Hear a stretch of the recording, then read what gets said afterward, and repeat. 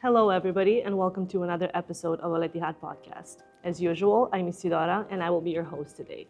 So far, we've taken you on many journeys and discussed many topics from technology to sustainability, art, but today we have a very special one, especially as the country prepares to celebrate Emirati Day for Education on February 28th. And who better to talk about education in Abu Dhabi than Sylvie Wold, Education Policy Director at Abu Dhabi Department of Education and Knowledge. Sylvie, welcome and thank you so much for joining us here at our podcast. Thank you very much for having me. So just to give a bit of a rundown for our viewers, can you briefly explain the role of Abu Dhabi Department of Education and Knowledge in Abu Dhabi's education sector? What exactly do you do? So ADEK, as we're more commonly known, we are the sector regulator for Abu Dhabi. So as you are aware, you have the Ministry of Education, which regulates schools on a federal basis, and they also regulate all the public schools as well.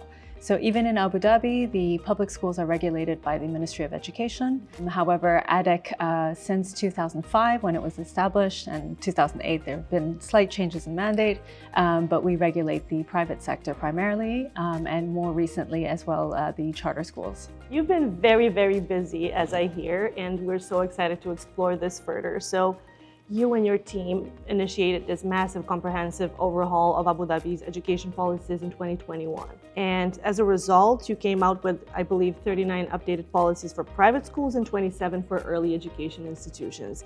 So what sparked the initiative and what went into the process of just making all of this happen behind the scenes? So there are a couple of different things that happen kind of independently from each other.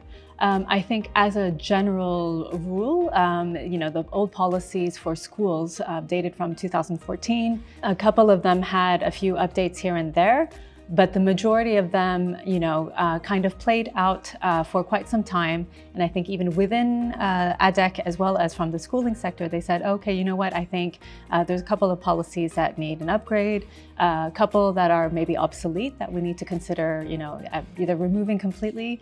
And then there's also new trends in education that we need to respond to as well. So that's one thing. There was a lot of change also specifically due to COVID.